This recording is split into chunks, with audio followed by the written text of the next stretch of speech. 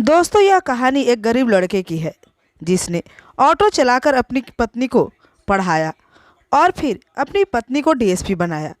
लेकिन जैसे ही उसकी पत्नी डीएसपी बन जाती है तो वह अपने पति को गंवार कह के एक रोज़ छोड़कर चली जाती है। दोस्तों, उसके बाद क्या होता है, इस सच्चाई को जानने के लिए आप मेरे साथ इस वीडियो में अंत तक जरूर बने रहें। कहानी में आगे बढ़ने से पहले आप सभी से मेरा निवेदन है, अगर वीडियो पसंद आए तो वीडियो को एक लाइक करके चैनल को सब्सक्राइब कर लीजिएगा। तो चलिए चलते हैं कहानी की ओर। दोस्तों, महेश नाम का लड़का गांव में रहा करता है और अपनी माँ के साथ रहकर उनके साथ कामों में हाथ बटाता है। इस तरह महेश की ज़िंदगी चलती रहती है। तभी अचानक उसकी माँ महेश से कहती है, बेटा तू अब शादी कर ले। इतना सुनने के बाद महेश थोड़ा शर्मा जाता है और माँ समझ जाती है कि बेटा शादी करना चाहता है। फिर उसकी माँ एक लड़की देखकर उसकी शादी कर देती है। शादी के बाद सब कुछ अच्छा होता है, पर जो महेश की पत्नी होती है रिया रिया कहती है कि मैं शादी तो कर ली हूँ, मगर मुझे आगे पढ़ाई करना है, मुझे पढ़ लिख कर कुछ बनना है। जब महेश अपनी पत्नी की ऐसी बातें सुनता है तो वो पूरा साथ देता है और कहता है, कोई बात नहीं, तुम जितना पढ़ना चाहो उतना पढ़ सकती हो, मैं तुम्हें पढ़ाऊँगा। अब इतना सुनते ही जो रिया होती है वो बहुत खुश हो जाती है। अब इस तरह समय बीतने लगता है, मगर जो महेश होता है उसके पास इतनी इनकम नहीं होती कि वह रिया को पढ़ा सके। तब महेश सोचने लगता है कि ऐसा क्या किया जाए जिससे वह अपनी पत्नी को पढ़ा सके। यही सोचों में डूबा रहता है। तभी वह एक ऑटो लाता है और ऑटो चलाना शुरू कर देता है। अब ऑटो चलाकर ही अपनी पत्नी की पढ़ाई को कराता है। वह दिन भर ऑटो चलाता है। रात के समय आता है तो उसकी पत्नी उसे उतना भाव नहीं देती, वो सिर्फ पढ़ाई में ही अपना मग्न रहती है। मगर ये सब देख के भी महेश बड़ा खुश रहता है, क्योंकि वो चाहता है कि उसकी पत्नी का जो सपना है वो पूरा हो जाए। कुछ साल बाद उसकी पत्नी पढ़ाई लिखाई करने के बाद वो डीएसपी बन जाती है। अब जब डीएसपी बन जाती है तो एक थाने में उसकी जॉब लग जाती है। अब जो इधर उसका पति महेश होता है वो ऑटो चला रहा होता है। एक रोज़ वो जा ही रहा था कि पुलिस उसे पकड़ लेती है और कहती है, तूने नियमों का पालन नहीं किया है, तूने इस रोड नियमों का उल्लंघन किया है, इसलिए तुम्हें जुर्माना भरना होगा। तब महेश कहता है, मैंने ऐसे क्या किया कि मैं जुर्माना भरूं? मैं जुर्माना नहीं भरूंगा। तब जो वहाँ ट्रैफिक पुलिस होती है वो कहती है, अगर तुम जुर्माना नहीं भरोगे तो तुम्हें उस थाने में चलना होगा। अब जैसे ही महेश उस थाने का नाम सुनता है तो वो सोचता है, कोई बात नहीं, मुझे थाने में ही चले जाना चाहिए, क्योंकि वो जानता था कि उस थाने में उसकी पत्नी 2 दिन पहले ही ड्यूटी ज्वाइन की है। अब वो बड़े गर्व से उस थाने में चला जाता है। थाने में जाने के बाद उसे एक चेयर पर बैठा दिया जाता है। अब वहाँ जैसे ही वो चेयर पर बैठता है तो देखता है कि उसकी पत्नी किसी से बातें कर रही है। अब जो डीएसपी थी वो अपने वहाँ के पुलिसकर्मियों से कहती है कि इसे क्यों पकड़ कर लाए हो। तब वो बताते हैं कि इसने ट्रैफिक नियमों का उल्लंघन किया है, इसलिए हम इसे यहाँ लाए हैं। अब जो रिया होती है वो कहती है, इसके जो ऑटो है उसे जब्त कर लो और इसे छोड़ दो, क्योंकि इसने ट्रैफिक नियमों का उल्लंघन किया है। अब ये खुद ही कोर्ट में जाकर अपना ऑटो छुड़ाएगा। अपनी पत्नी से ऐसी बातें सुनने के बाद वो बहुत ही टूट जाता है अंदर से और मरे मरे कदमों से घर वापस लौटता है।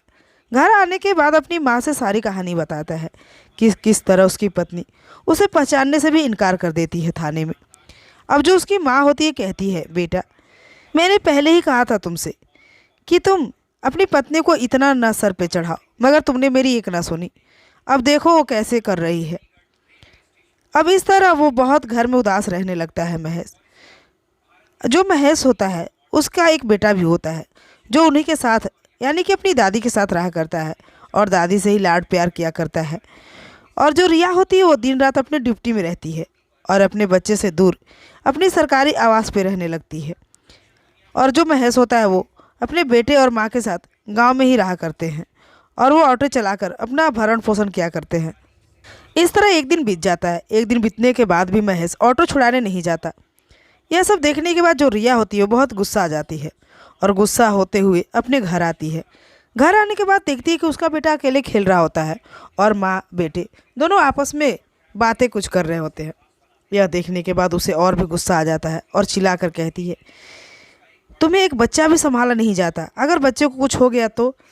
इतना सुनने के बाद महेश कहता है, तुम कैसी बातें कर रही हो? बच्चे को संभालना हमें नहीं आता है या तुम्हें?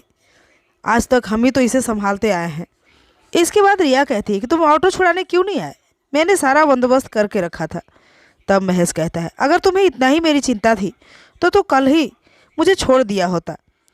मैंने जबकि कोई गलती नहीं किया था, फिर भी पुलिस वाले मुझे थाने ले गए और तुम चुपचाप उन्हें मेरे ऑटो जब्त करने की हुक्म दे दी, मुझे छोड़ने के बजाय। ऐसा तुमने क्यों किया?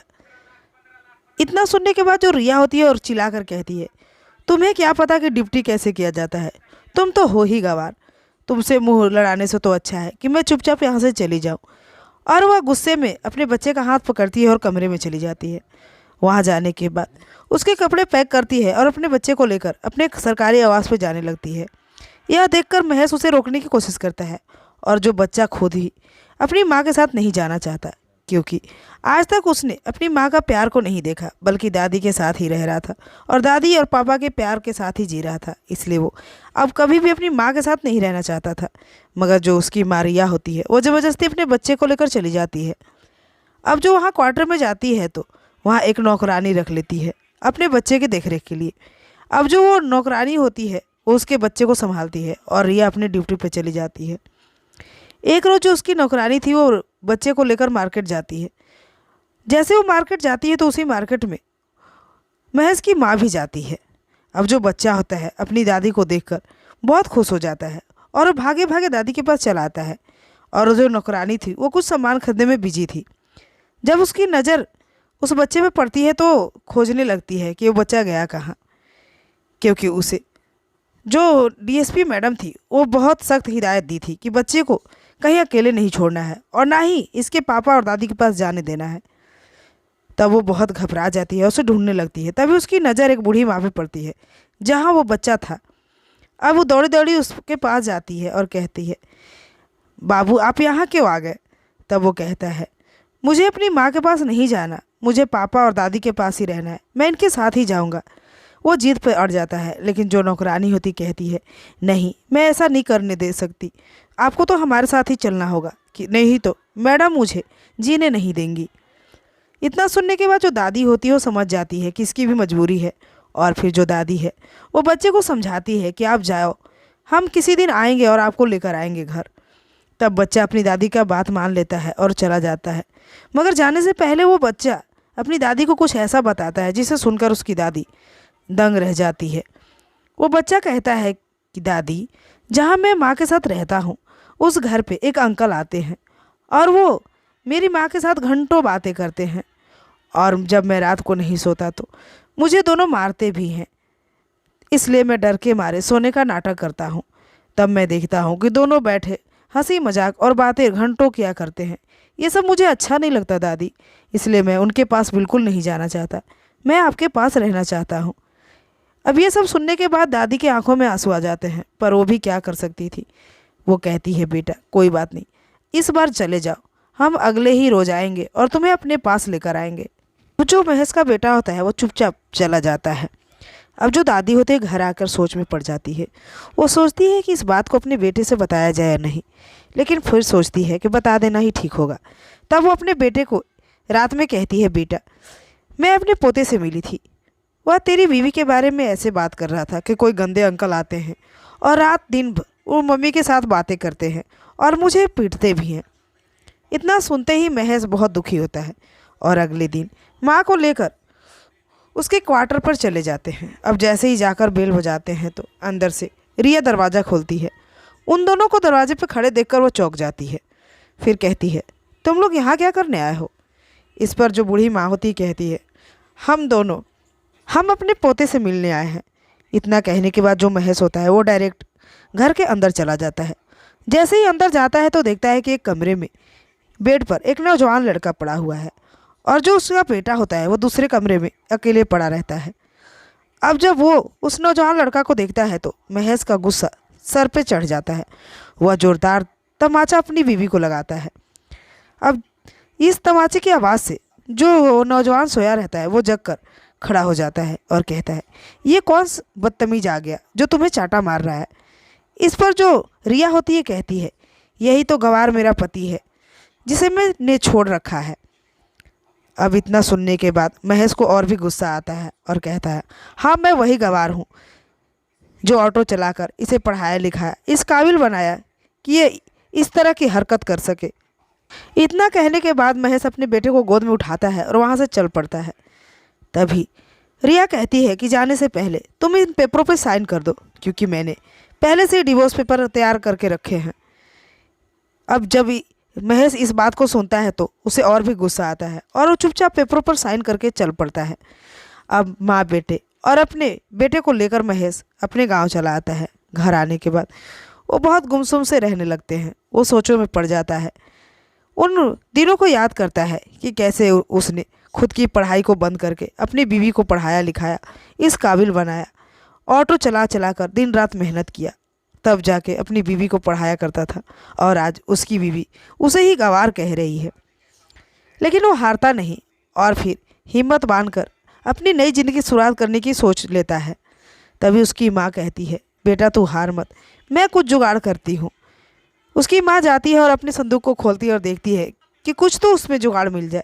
तभी उसे एक कागज़ मिलता है जो कि ज़मीन का कागज़ होता है। अब उस कागज़ को महेश को दिखाती है। महेश उस कागज़ को देखने के बाद उस ज़मीन के बारे में पता करता है तो उसे पता चलता है कि ये ज़मीन तो करोड़ों रुपए की है। अब उस ज़मीन को महेश बेच देता है। बेचने के बाद वो बहुत सुंदर सा एक घर बनाता है अपने लिए और अपनी पढ़ाई फिर से शुरू करता है, क्योंकि महेश पढ़ने में तो बहुत तेज़ था मगर अपनी बीवी की पढ़ाई को लेकर अपनी पढ़ाई को बंद कर रखा था। इसलिए वो फिर से पढ़ाई शुरू करता है और वो पढ़ लिख कर काबिल इंसान बनना चाहता है। अब जो उसकी माँ होती है वो भी गांव में एक छोटा सा बिजनेस स्टार्ट करती है, पापड़ और अचार बेचने का, बनाकर खुद ही। धीरे धीरे उनका बिजनेस बहुत अच्छा ग्रो कर जाता है और उनके पास पैसों की कमी नहीं होती है। इसलिए महेश अपनी पढ़ाई पर फोकस करता है और पढ़ लिख कर वो एक दिन एसपी बन जाता है। अब जब एसपी बन जाता है तो उसकी खबरें पूरे एरिया में फैल जाती है कि एक ऑटो चालक कैसे एसपी बन गया। उसके संघर्ष की कहानियाँ सभी सुनाते हैं और अब उसका इंटरव्यू लेने कुछ लोग उसके घर तक भी आने लगे थे और इस तरह उसकी ज़िंदगी चलती रहती है। अब जो महेश होता है वो अपने पोस्टिंग वहीं कराता है जहाँ उसकी पत्नी की पोस्टिंग थी, यानी कि उसी एरिया में अब वो भी अपना ड्यूटी करने लगता है। जो उसकी पत्नी होती है वो तो पहले से ही किसी अधिकारी के प्रेम प्रसंगों में फंसी हुई थी और जो अधिकारी था उसका एक वीडियो भी क्लिप बना लिया था और उसी के सहारे उसे ब्लैकमेल करने का काम करता था, उसे बहुत टॉर्चर किया करता था। अब रिया परेशान होकर अपने महेश के बारे में सोचने लगती है, यानी कि अपने पति के बारे में सोचती है कि कितना अच्छा मेरा पति था, दिन रात मेहनत करके मुझे पढ़ाया लिखाया, इस काबिल बनाया और मैंने उसे ही छोड़ दिया। अब रिया को समझ नहीं आता कि वो क्या करे। और जब रिया को यह पता चलता है कि जिसके प्रेम प्रसंगों में फंसी है वो पहले से शादीशुदा है, उसके 2 बच्चे भी हैं।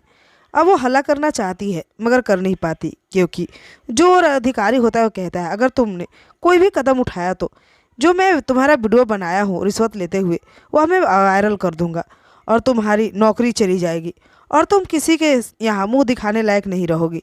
इतना सुनते ही रिया डर जाती है और वो चुप रह जाती है।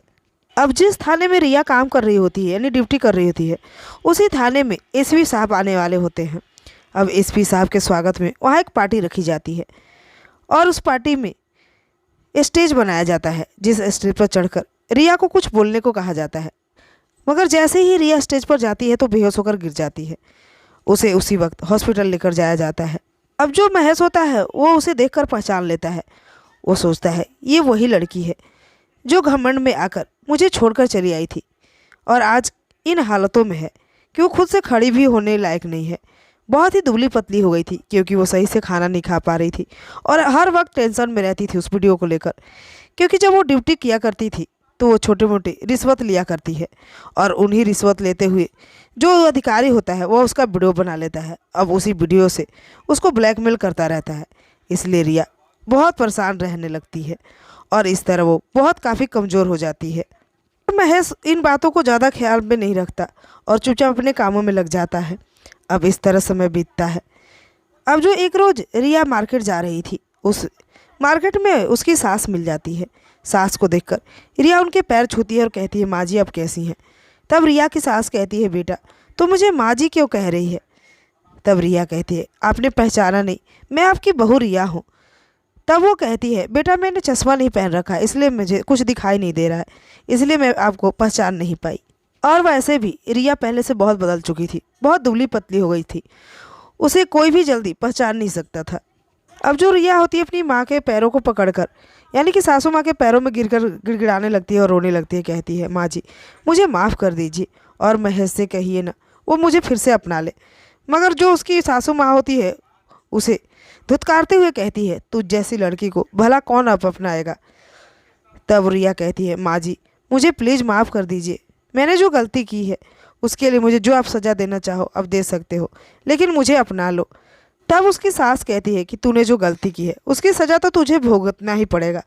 अब जो रिया होती है बहुत तंग हो जाती है और एक रोज़ उस अधिकारी के घर जाती है और कहती है, मैं अब तुम्हारे साथ नहीं रहूँगी, तुम चाहो तो मेरी वीडियो वायरल कर दो या फिर मेरी जान ही ले लो। यह कहकर वहाँ से भाग जाती है और सीधे महेश के घर पे जाती है। वहाँ जाने के बाद उसके घर के दरवाजे को खटखटाती है। अब जैसे ही महेश दरवाज़ा खोलता है तो देखता है कि सामने रिया खड़ी है। उसे देखकर अनजाने से में पूछता है, जी आप कौन और आपको किससे मिलना है। तब रिया कहती है, प्लीज़ मुझे माफ़ कर दो, मैं तुम्हारी पत्नी रिया हूँ। इतना सुनते ही महेश कहता है, जी मैं किसी रिया को नहीं जानता, मैं बस इतना जानता हूँ कि मैंने जिससे शादी की थी उसे मैं तलाक दे चुका हूँ, अब मेरा कोई उससे रिश्ता नहीं है। तब रिया कहती है, देखो महेश ऐसा नहीं कहो, तुम्हारे पास मेरा बच्चा भी है। महेश कहता है, उसी बच्चे के लिए तो मैंने उसे तलाक दिया था, अब ये सिर्फ मेरा बच्चा है और मैं अपने बच्चे के साथ खुश हूँ, तुम यहाँ से चली जाओ, आइंदा अपनी शक्ल दिखाने की कोशिश मत करना। यह कहकर वह दरवाज़ा उसके मुंह पे बंद कर देता है और अंदर चला जाता है। ये सब देखने के बाद रिया फुट फुट कर रोने लगती है, चीखने लगती है। अंदर जो उसकी सासू माँ होती है सारी हरकतों को देखती है मगर कुछ कहती नहीं, वो भी चुपचाप रहती है क्योंकि रिया ने बहुत ही गलत किया था। रिया मायूस होकर वहाँ से लौट आती है। अब वो बहुत ही उदास रहने लगती है। रिया जिसके प्रेम प्रसंग में फंसी रहती है वो व्यक्ति उसके वीडियो को वायरल कर देता है। अब जैसे ही वीडियो वायरल होता है तो रिया की ड्यूटी भी खत्म हो जाती है। अब वो बेरोजगार घर पे बैठ जाती है। उसके स्वास्थ्य भी खराब रहने लगते हैं क्योंकि वो बहुत ही टेंशन में रहने लगती है। धीरे धीरे रिया की तबीयत काफ़ी ख़राब हो जाती है। उसने अपने भाई को फ़ोन किया, अपने घर वालों को फ़ोन किया, मगर किसी ने भी उसकी मदद नहीं की क्योंकि वो पहले ही सभी से रिश्ते तोड़ चुकी थी। अब इस तरह उसके स्वास्थ्य इतने ख़राब हो गए कि अचानक एक दिन उसकी मृत्यु हो जाती है। दोस्तों, रिया जैसा की थी उसे उसकी सज़ा मिल चुकी थी, मगर जो महेश होता है वो अपनी ज़िंदगी में बहुत खुश था और अपने बेटे के साथ अपना जीवन जी रहा था। दोस्तों, ये थी आज की कहानी। कहानी पसंद आई हो तो वीडियो को लाइक करके चैनल को सब्सक्राइब जरूर कर लीजिएगा। तो आज के लिए इतना ही, मिलते हो अगले वीडियो में, तब तक के लिए बाय।